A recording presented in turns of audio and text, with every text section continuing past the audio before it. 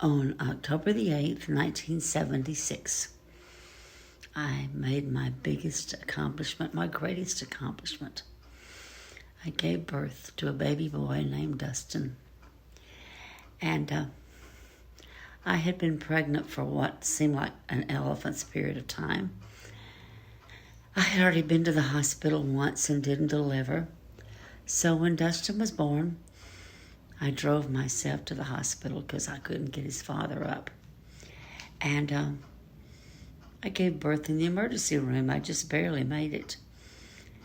And anyway, he was a little boy with orange hair. He was very long, very thin, and a very ugly baby.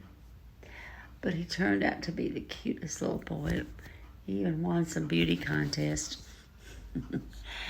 because we lived in a little town called Parsons, and there's not much to do there.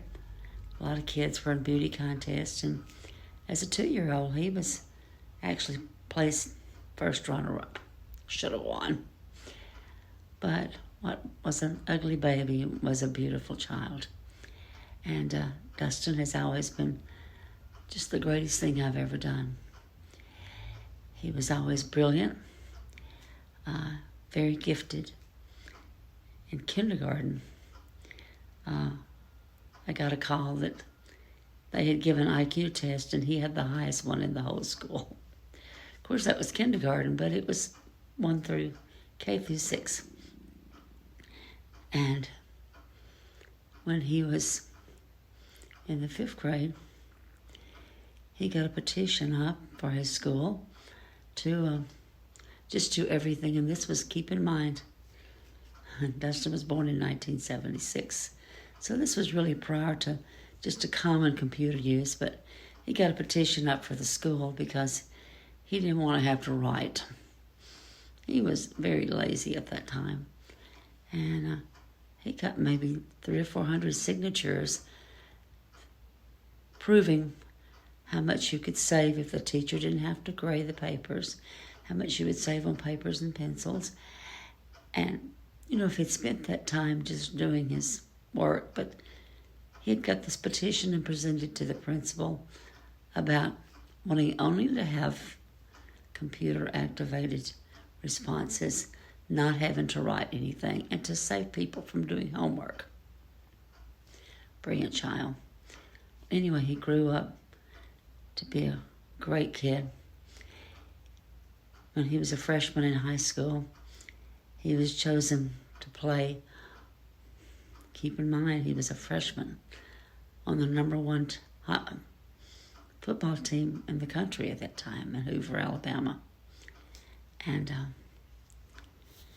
he went on to become a heavyweight wrestler in high school. Actually started in the 8th grade and went to Annapolis for the summer on a scholarship as a freshman in high school. When he graduated, he chose not to go straight to college because he wanted to be a missionary. So Dustin was a missionary. He converted so many people to Jesus. And after his mission was over, he met the most beautiful woman. Her name was Karen Joyce. And I could have looked the whole world over. I would never have a daughter-in-law that I loved any more than Karen.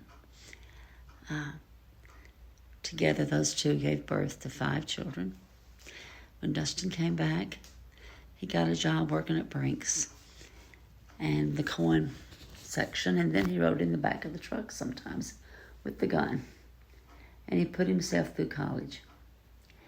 And he's now an accountant, very successful.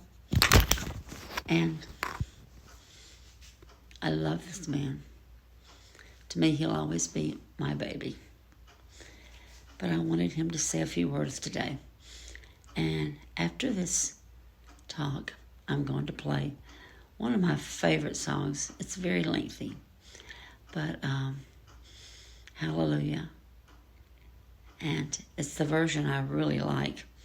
I wanted it at the beginning, but I couldn't figure out how to get it into my YouTube video. But anyway, I want to introduce you to a wonderful man. He's not going to talk very long. He's just going to say how much he loved his mother. I hope. Anyway, here you have my pride and joy, Dustin Leo Vesey. My father's name is Leo, and he adored Dustin for the 2 years he was alive.